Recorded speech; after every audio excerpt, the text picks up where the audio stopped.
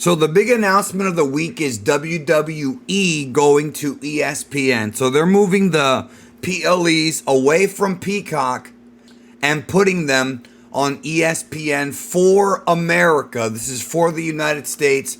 International people that have Netflix, they will still have the PLEs there. Also, if you have Netflix and you live in America and you want to watch the pay-per-views without having to get ESPN Plus, because I'm going to go through like how the price is going to change now. You can always get Netflix and then get a VPN and use a VPN to another country and just watch Netflix on there. And when you load up your browser, it'll have that country's version of Netflix, including WWE and all the stuff that's under it. So that's one legal solution. I think a lot of folks are going to go down the piracy route as well. Because here's the way it was before. So Peacock was about $6 a month, give or take. I think it was like $5.97. And you got basically the WWE network. Now, that included for a time Raw, SmackDown, NXT, everything, and the PLEs that were carried over from the previous WWE network, which I still think was the best model, the best online model. Then what happened was when Raw got sold to Netflix and is going to Netflix in 2025, US and American viewers lost Raw on Peacock because it all got moved to Netflix. Now, there's a big problem with this, and that is that the Raw archives are gone. You know, you used to be able to watch any episode of Raw going all the way back to 93, with the exception of like the Chris Benoit tribute episode where they put it out before they knew the circumstances of his death. That's not going to be on Peacock. But other than that, almost every single episode of Raw was available on Peacock, and very easy to just go find it and watch it. If you go to Netflix now, they have a couple of years, like more recent years, where they have everything, but they're missing a ton of stuff from the past. And I mean a ton of stuff from the past. The majority of the Raws aren't even on there. In fact, it's a vast minority. So that to me is a little scary. Now, when NXT made the deal with the CW, they also got moved off of Peacock. So now, even though you can still get the takeovers on Peacock, the regular NXT shows are no longer there. So I'm not sure if there's any website that actually streams the older ones. I do know that Tubi has NXT on CW.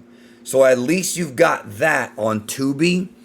But again, this is what's happening where WWE is splitting up their tape library amongst different people.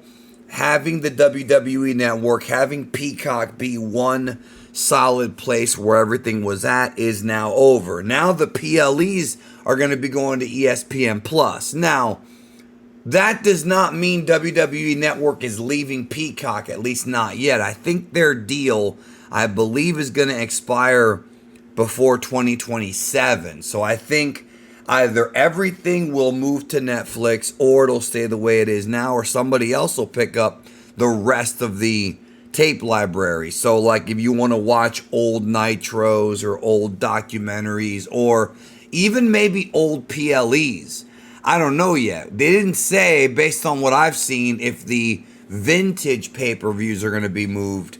Certainly, it would only be the WWE ones, I would assume. So, WCW pay-per-views, AWA pay-per-views are probably still going to be on Peacock if you're into those things. And I most certainly love going through the archives. So when the network goes to Netflix, what's going to happen to the archives if that does happen? Or maybe it's inevitable it'll happen. But the PLEs are going to ESPN Plus. UFC is already on there. Now, the way UFC does it is you pay for ESPN Plus, and then you pay a little bit extra for where you pay the price for the UFC pay-per-view. So they're giving you like a double payment. ESPN Plus is supposed to be $30 a month, and there's going to be people that are WWE fans that don't watch any other sport, or at least not actively, don't care about ESPN programming, that are going to switch to ESPN Plus, but that's going to hurt their wallet because you go from $6 to 30. That's a pretty big increase. Now, when you do the math, if you're trying to watch everything legally, you've got cable for SmackDown in the USA, Netflix, which you got to pay for, Peacock, which you got to pay for, CW, it depends on whether you have it in your market or not. It all depends. And then, of course, now ESPN Plus, it's almost like we're back in the days of like $50 pay-per-views. Like when you do the math, right? Like it might not hit 50, but it comes close. So I think piracy might be an option. I think that people are going to, a lot of people are going to try to find online alternatives. It's just the way it is. Not everyone will be able to find it. It's like when a movie comes out. Like, some people blame piracy, but not everybody has the due diligence to go online and find these things, or even the knowledge to do it.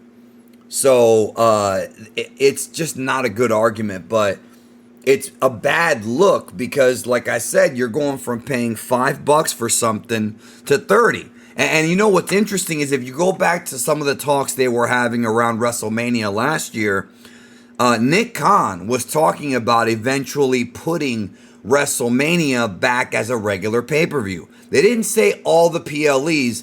Specifically, he said WrestleMania, they might go back to charging people a la carte for it. So you have to pay $50 or however much you want to charge them for WrestleMania. Now, ticket prices to go to WWE are already completely insane. You know, back in the day, and when I say back in the day, I don't even mean like the 90s. I mean like 6-7 years ago. You could take your family to a WWE show, and it was affordable. Let's say you have a wife and 2 kids, or maybe a couple brothers, you know, whatever. You'd probably be able to get in there for under $1,000. There's no way now. Even if you have nosebleeds, if you bring like 3 people with you, it's going to start getting up there. I'm not saying it'll definitely be $1,000, but you have to also remember if there's travel expenses, like these trips can be quite expensive, you know, and WWE fans, especially the wealthy ones, have been paying it for the past couple of years, while the rest of the people who aren't so lucky, who aren't so wealthy, sometimes it's not luck. I'm not saying that wealthy people are lucky, but I mean, you know, some folks just don't get the breaks. They're gonna watch from home, and they're about to go from $5 up to 30. You understand what I'm saying? So people have a right to be upset. Now, obviously, WWE doesn't care. The TKO shareholders don't care. You know, it reminds me of the argument this week about Brock Lesnar. You know, coming out of SummerSlam, Brock Lesnar was really, the decision to bring him back was really the topic of conversation online. And boy, there were a lot of people. Even though Brock Lesnar is not a defendant in the Janelle Grant lawsuit, even though he is, for all intents and purposes, he didn't actually commit a crime, there was intent for him to commit a crime, as far as not necessarily commit the crime that McMahon committed, but more so be involved in the trafficking. He was supposed to get sexual favors from Janelle Grant. And, you know, if it did happen, I mean, according to Janelle Grant, he was too drunk and nothing ever happened.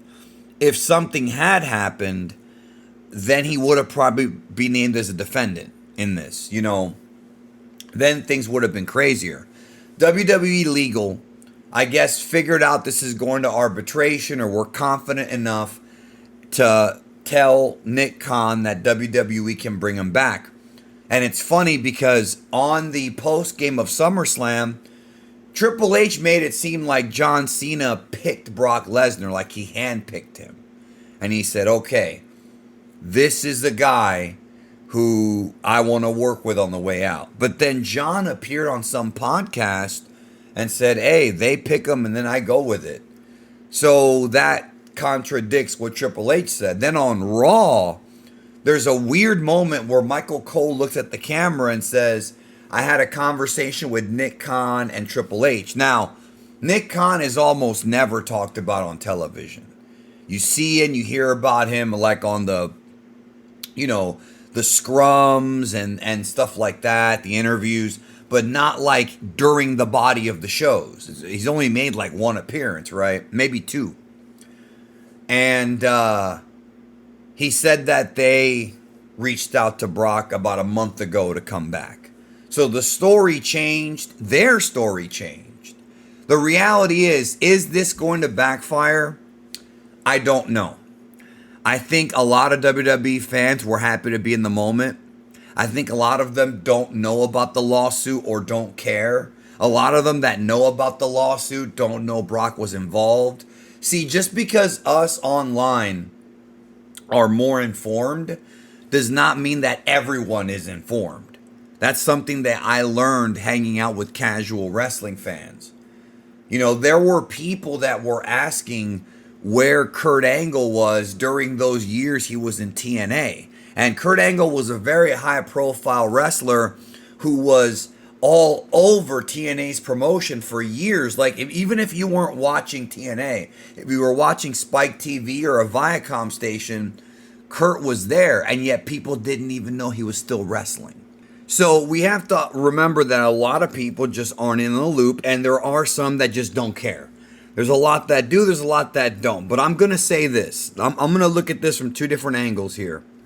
One of them is the whole, people on the internet love to point the finger at wrongdoings without looking internally at their own wrongdoings. People love to cancel others, sometimes for shit that they themselves do, but because they hide behind the keyboard, they know that nobody will ever find out. I've had people say things about me that I know for a fact that they do, that I've seen them do, but pretend to get mad because I'm doing it. That's just the internet. Now, I am not saying by any stretch of the imagination that there's a bunch of wrestling fans that are into trafficking women. That is not what I'm saying.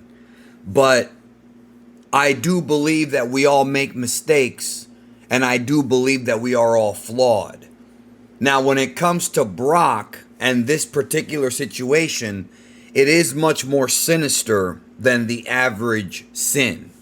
And so if you're somebody who doesn't really care, let me just break it down like this. Think about this. If you had a daughter and she was Janelle Grant, and let's say that she didn't really tell you all these things, you found out through reading the legal papers, and then she called you and talked to you about it, I feel like most men would want to maim Brock Lesnar. So whenever you have a situation like that, you got to always think about it like, what if you had a daughter? You know what I mean?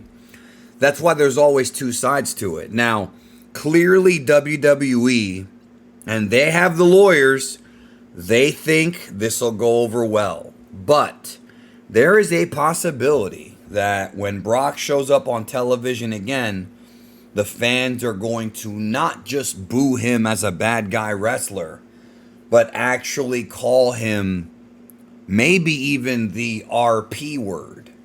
R-A-P word. You know what I mean? Ist. I don't want to say it because YouTube doesn't like that word, but you get my point, right? If the fans start chanting that, which it could happen in a city like Chicago or New York, it could happen. WWE is going to have a whole mess on their hands because that's going to be hard to market. I think time will tell on this. So, like I said, those are kind of, I was thinking about it more. I was talking to some people about it. And I also was thinking about like just how this business draws a lot of like seedy people, but then again, so does the movie industry. So like on this channel, I talk about wrestling, talk about movies, I talk about some TV shows. You've seen me do it or heard, and video games. All those industries are filled with bad people. But there's also good people that work for these companies that actually want to do right. And I was thinking, because I was in a conversation with multiple people, and a few people have said they're going to stop watching WWE. Not just because of like the Brock thing, but also Triple H and Trump, and some people are really passionate about it. And for me, it's just, wrestling's always had this carny origin that it can never escape from. And even getting rid of Vince McMahon, which I think a lot of people thought was going to get the carny out of the business, actually didn't. So, what do you want me to tell you? All I'm going to say is this. Whatever your opinion is on this, it's complex enough to where I respect it.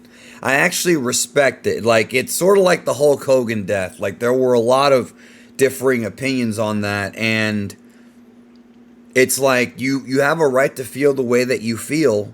You have to obviously remember we don't have all the information. We don't know what was discussed. We don't know. This whole Janelle Grant thing hasn't even gone to court yet. So, like, we just don't know what else is left to be revealed on either side. And sometimes you'd be surprised at what comes out. I mean, look at the Diddy trial. I mean, there was new stuff coming out every day about that dude. So, yeah, man, I'm not happy about the ESPN thing. WWE's going to make the money that they are going to make, and that's it. I think people are going to be a lot more finicky with what shows they buy. And let's not forget this, folks. We're getting 5-match pay-per-views now. 5 or 6 match pay-per-views. We're not getting 9 to 10. Maybe if we were getting longer pay-per-views, the $30 would justify it.